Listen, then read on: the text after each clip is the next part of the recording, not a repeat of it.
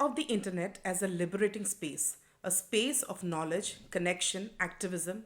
But for millions of women, queer people, and gender diverse individuals, the digital world is also a minefield where patriarchy has simply changed its clothes and logged in.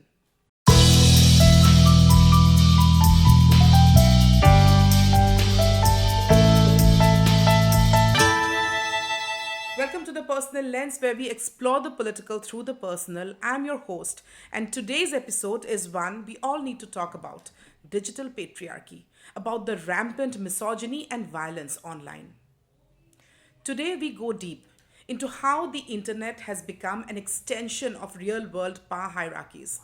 We'll uncover the ugly undercurrents of online misogyny, the rise of digital sexual violence, and the battles being fought to reclaim the internet as a space of dignity and resistance. So, what is digital patriarchy? Let's begin with the basics. What exactly do we mean when we say digital patriarchy? Digital patriarchy refers to the way patriarchal values like sexism, control over women's bodies, and heteronormative dominance manifest in online spaces. It is the reason why women receive rape threats for expressing political opinions, or for that matter, any opinion online. Survivors of abuse get harassed for speaking out. Trans people are misgendered, mocked, and doxxed. Girls' images are morphed and circulated in online groups, often with zero consent. Patriarchy doesn't vanish, it mutates. And in the digital age, it has mutated into hashtags, trolls, revenge porn, and algorithmic bias. This is not just casual cruelty, it is systemic, targeted, and terrifying. Everyday misogyny. Let's talk examples. Because numbers don't lie, but stories hit home. Remember the boys' locker room incident? In 2020, a group of schoolboys in Delhi created an Instagram group where they shared obscene photos of underage girls and talked about gang raping them. The group was discovered when one of the girls exposed the screenshots. But what followed was equally chilling. The girl faced as much backlash as the boys. This isn't just teenage mischief or boys being boys. This is patriarchy being normalized through screens.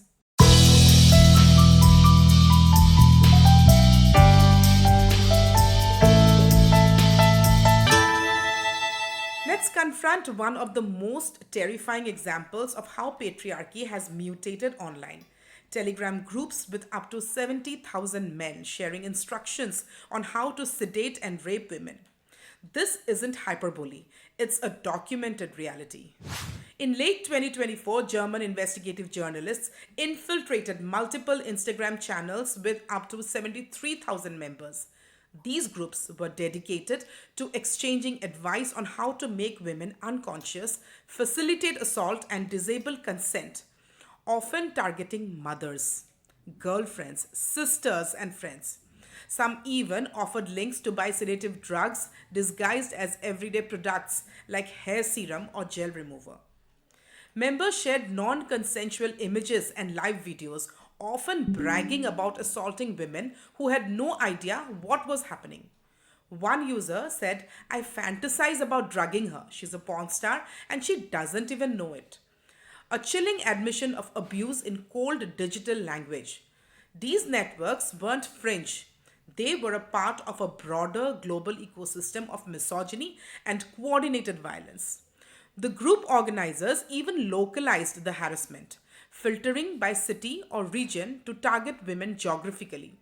One German channel had users planning sedations and assaults of their local wives and daughters. It wasn't just fantasy. In at least one case, a man reportedly drugged and offered his unconscious wife to others for sexual violence.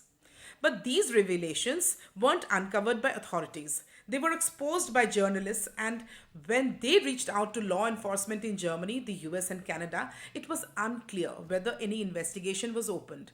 In many jurisdictions, possession of rape videos or even sedating a partner is not legally defined as a crime.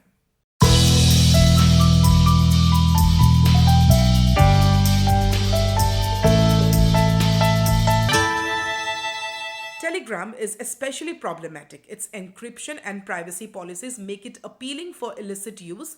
Public or private groups bypass moderation, and only one to one secret chats are truly encrypted. This allowed hate networks to operate with impunity even after exposure. What happened when these groups were exposed? They splintered into dozens of new channels. Groups rebranded quickly. Administrators told journalists, "I'm only here for entertainment and don't support illegal activities," while continuing to operate under new links.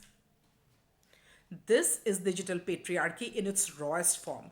It shows how misogynistic entitlement and violence have migrated into encrypted spaces, where anonymity shields perpetrators, victims remain invisible, and legal systems are unprepared.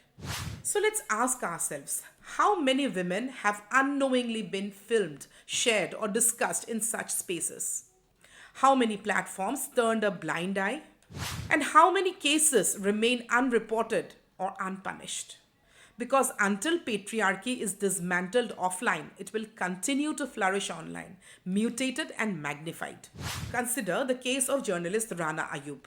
She's an award-winning investigative reporter and one of the most targeted women online in India. Rana's morphed photos have been circulated, her number leaked, her family threatened. Why? Because she dares to speak the truth. In a 2021 report by Amnesty International, India was listed among the top countries where women journalists face online violence. Now let's zoom out. According to UN Women, 73% of women worldwide have experienced online violence. And in India, the problem is compounded by caste, religion, and language.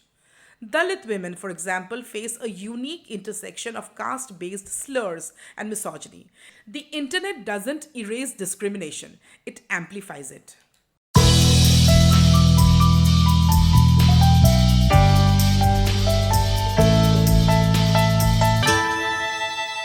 Now, the rise of digital sexual violence. Let's go deeper into what is known as digital sexual violence or technology-facilitated gender-based violence. This includes non-consensual sharing of intimate images, often wrongly called revenge porn.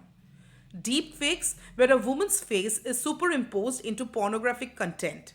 Doxxing, sharing a person's personal information online to incite harassment. Cyberstalking, slut-shaming, and online mob attacks.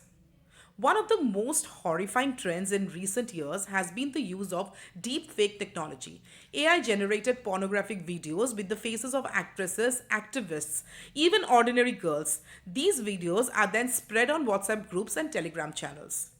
And the law is still struggling to catch up.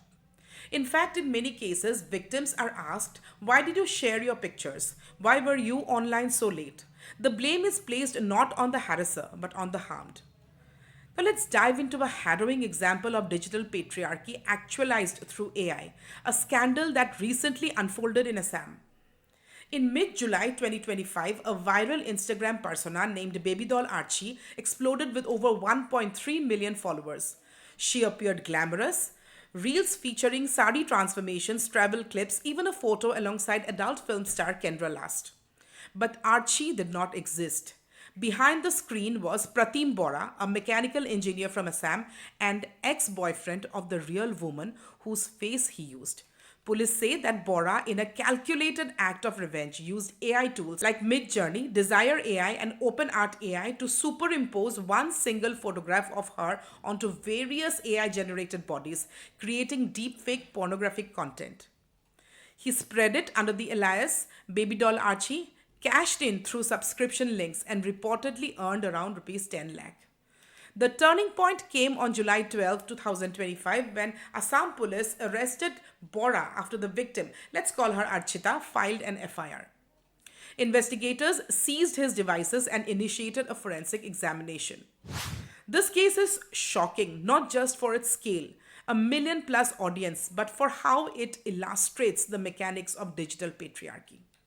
AI makes impersonation effortless. With just one photo, anyone's identity can be weaponized. Virality validates abuse. Algorithms rewarded his deepfake content with massive reach before authorities stepped in. Monetization normalizes harassment. What started as revenge turned into a full-blown business.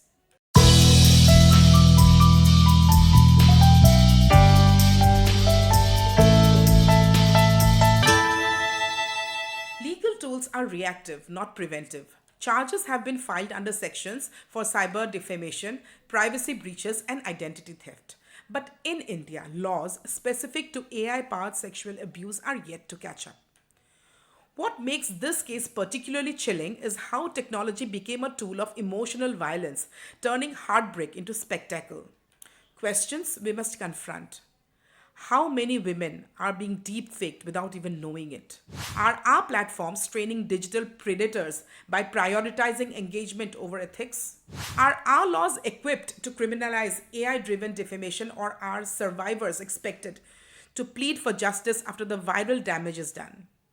Archita's case shows us that technology is not neutral. It mutates the real world violence of control into new insidious forms online, and we cannot afford to pretend otherwise.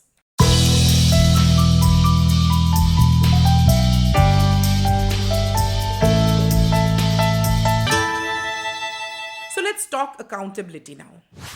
Big tech platforms like Meta, Twitter, X now, and YouTube often claim that they are just neutral platforms, but are they really? Their algorithms frequently promote sensationalism over safety. Their moderation policies are opaque and inconsistent, and their design, from comment threads to reposting features, often prioritizes engagement over ethics. Example, in 2022, Facebook's internal documents leaked by whistleblower Frances Hogan revealed that the Instagram's algorithm was worsening body image issues for teenage girls. In India, the Information Technology Guidelines and Digital Media Ethics Code 2021 attempted to create more responsibility for platforms, but critics argue it is being used more for political censorship than gender justice. Meanwhile, there is still no standalone legislation specifically addressing digital sexual violence in India. Most cases are currently dealt with under provisions of the Bharatiya Nyaya Sanhita 2023 and the Information Technology Act 2000. But the conviction rates remain low and the trauma unimaginably high. When victims speak, they are punished. Let's not forget, when women speak out, they are often punished, both socially and institutionally. Take the case of Priya Ramani, who spoke out against MJ Akbar during India's Me Too wave. She was slapped with a defamation case for simply telling her story. She ultimately won, but the chilling message was clear: silence is safer. Or look at how actress Rhea Chakraborty was vilified, slut-shamed, and accused of manipulating a man into death, all based on zero proof. Her social media became a war zone. In India, honor culture and victim blaming combine to ensure that online spaces are not safe for those who push back. The intersectional web, who gets hit the hardest? Now, not all women experience digital patriarchy the same way. Trans women, queer folks, Dalit women, Adivasi activists, Muslim women, they face layered harassment. For example, the Sully Deals and Bully Buy apps, where Muslim women's photos were auctioned as part of an online hate campaign, targeted them not just as women but as minorities. Activist Meena Kandasamy has spoken about how casteist and misogynistic abuse are intertwined in her online experience. This is why digital patriarchy can't be tackled without understanding intersectionality. As Bell Hooks reminds us, patriarchy is not the only system of domination. It works hand in hand with other agents of social control, for example, caste, class, religion, and sexuality. Reclaiming the web. Resistance and hope. So here's what gives us hope. The internet isn't just a space of violence, it's also a space of resistance. Movements like Me Too, Dalit Lives Matter, and Pinjra Tor have all found voice and visibility online. Feminist digital collectives like Blank Noise, the Internet Democracy Project, and Feminism in India are doing groundbreaking work. Young girls are learning digital safety. Lawyers are fighting for consent-based laws. Women are supporting each other through healing circles and online communities. Let's not forget, the very same technology that can harass us can also empower us. But this requires collective action. Stronger laws, safer platform design, digital literacy, intersectional activism, and most importantly, not staying silent. Closing thoughts. The internet is not some separate world. It's a world magnified, and in this world, silence is compliance. Visibility is resistance.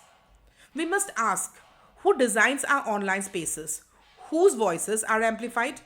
Who gets protected and who gets punished? Digital patriarchy thrives on our fear. but we can counter it with knowledge, courage, and community.